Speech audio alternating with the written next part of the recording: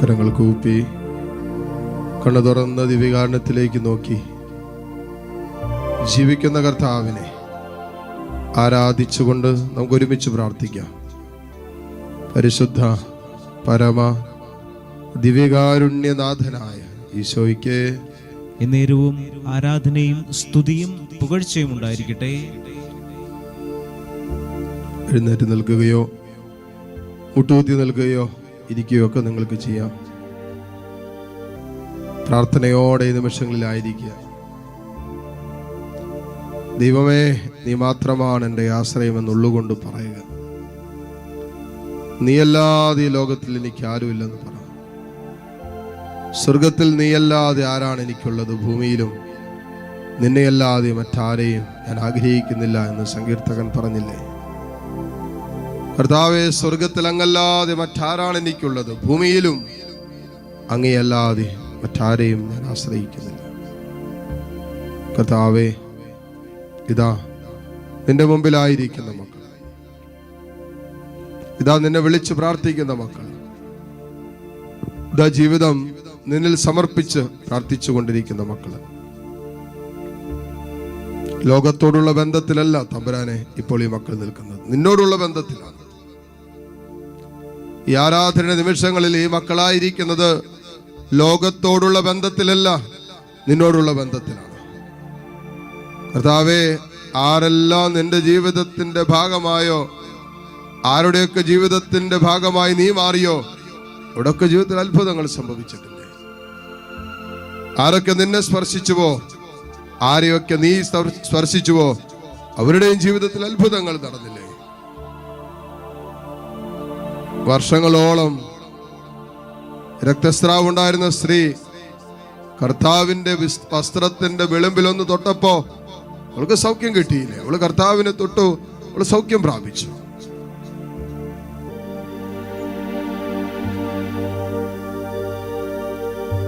ജന്മനാന്തനായവനെയും തളർവാദം ബാധിച്ചവനെയും കുഷ്ഠം ബാധിച്ചവനൊക്കെ കർത്താവ് തൊട്ടപ്പോ അവരും സൗഖ്യം പ്രാപിച്ചില്ലേ? എല്ലാം കർത്താവുമായിട്ടുള്ള ബന്ധത്തിലാണ്. ഒന്നുകിൽ നീ കർത്താവിനെ തൊടണം, അല്ലെങ്കിൽ കർത്താവ് നിന്നെ തൊടണം. രണ്ടായാലും അത്ഭുതം സംഭവിക്കും. പ്രാർത്ഥിക്കേ, തമ്പുരാനെ, നിന്നെ ഒന്ന് തൊടാൻ നീ എന്നെ അനുവദിക്കണമേ.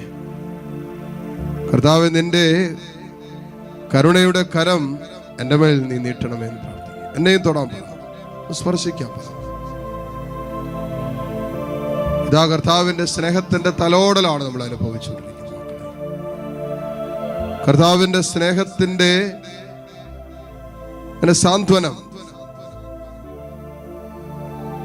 അതിന് വളരെ മനോഹരമായ ഇങ്ങനെ ചെറിയ കാറ്റ് തഴുകി പോകുന്നത് പോലെ തമ്പുരാന്റെ സ്നേഹം നമ്മളെ തഴുകി പോയിക്കൊണ്ടിരിക്കുന്ന സമയമാണ്.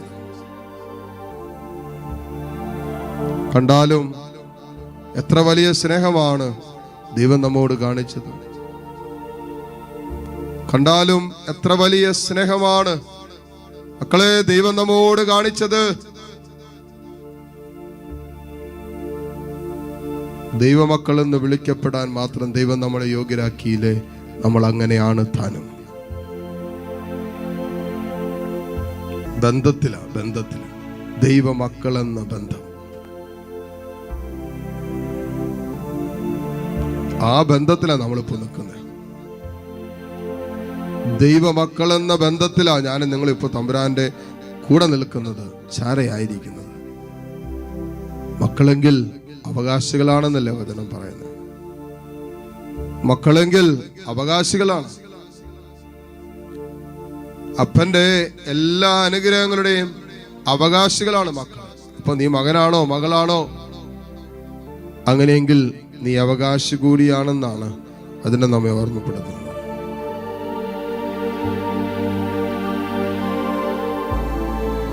വചനം പറയുന്നു, തന്നെ സ്വീകരിച്ചവർക്കെല്ലാം, തന്റെ നാമത്തിൽ വിശ്വസിക്കുന്നവർക്കെല്ലാം അവിടുന്ന് ദൈവമക്കളാകാനുള്ള കഴിവ് നൽകിയെന്ന്. അപ്പൊ ദൈവമക്കളായി മാറ്റപ്പെടുന്നത് വചനം പറയാണ്, തന്നെ സ്നേഹീകരിച്ചവർക്കെല്ലാം, തന്റെ നാമത്തിൽ വിശ്വസിക്കുന്നവർക്കെല്ലാം തന്നെ ദൈവമക്കളാകാനുള്ള കഴിവ് നൽകി.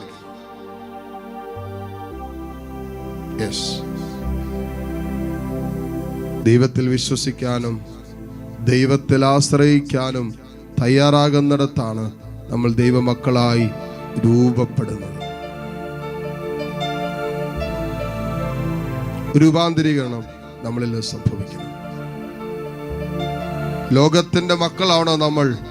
ദൈവത്തിന്റെ മക്കളായി മാറണം. ലോകത്തെയാണോ അമിതമായി സ്നേഹിച്ചുകൊണ്ടിരിക്കുന്നത്? ദൈവത്തെ സ്നേഹിക്കാൻ നമുക്ക് പറ്റണം.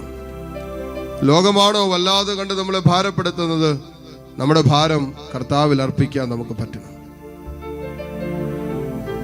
ദൈവമേ, ഒരു രൂപാന്തരീകരണം, ലോകത്തിൽ നിന്നും ദൈവത്തിങ്കിലേക്കുള്ള ഒരു രൂപാന്തരീകരണം, ഞങ്ങളുടെ ഇഷ്ടങ്ങളിൽ നിന്നും ദൈവ ഇഷ്ടത്തിലേക്കുള്ള ഒരു രൂപാന്തരീകരണം, ഞങ്ങളുടെ സ്വപ്നങ്ങളിൽ നിന്നും ദൈവത്തിന് ഞങ്ങളെക്കുറിച്ചുള്ള സ്വപ്നങ്ങളിലേക്കുള്ള ഒരു രൂപാന്തരീകരണം ഞങ്ങളിൽ സംഭവിക്കട്ടെ എന്ന് ഈ നിമിഷം ഞങ്ങൾ പ്രാർത്ഥിക്കുന്നു.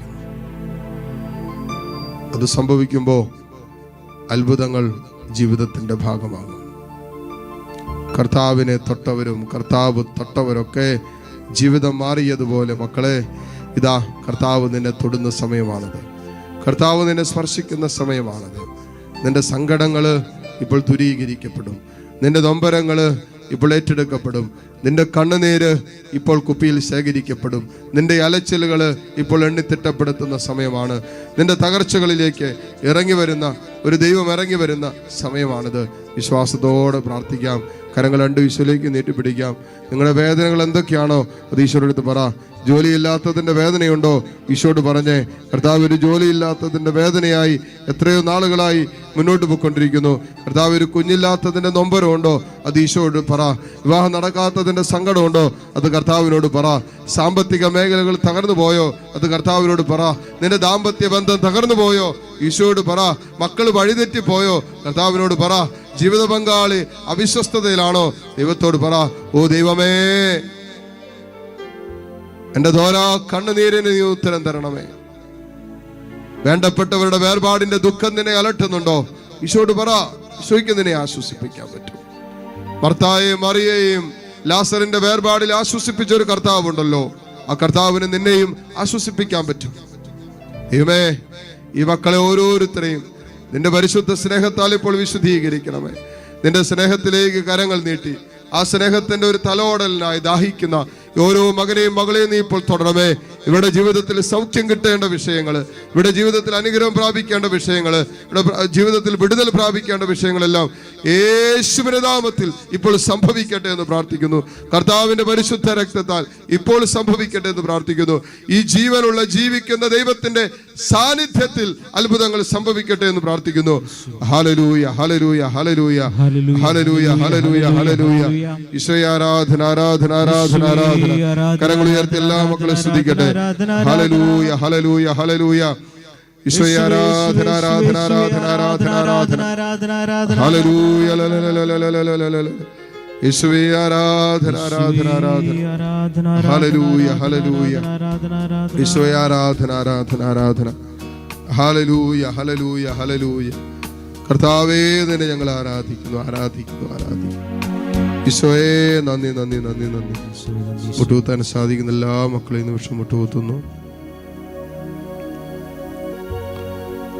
ദിവ്യകാരുണ്യ ഈശോയുടെ ആശീർവാദം സ്വീകരിക്കാൻ ഒരുങ്ങുന്ന നിമിഷമാണ്. നിങ്ങളുടെ ഈ വേദനകളെ സങ്കടങ്ങളെല്ലാം കർത്താവിന്റെ സന്നിധിയിലേക്ക് സമർപ്പിച്ചുകൊണ്ട് കരങ്ങൾ ഈശോയിലേക്ക് നീട്ടിപ്പിടിച്ച് സ്തുതിച്ച് പ്രാർത്ഥിച്ച് ഈശോയുടെ ആശീർവാദം നമുക്കിപ്പോൾ സ്വീകരിക്കാം. ഹല്ലേലൂയ, ഹല്ലേലൂയ, ഹല്ലേലൂയ, ഹല്ലേലൂയ, ഹല്ലേലൂയ, ഹല്ലേലൂയ, ഹല്ലേലൂയ, ഹല്ലേലൂയ, ഹല്ലേലൂയ, ഹല്ലേലൂയ, ഹല്ലേലൂയ, ഹല്ലേലൂയ.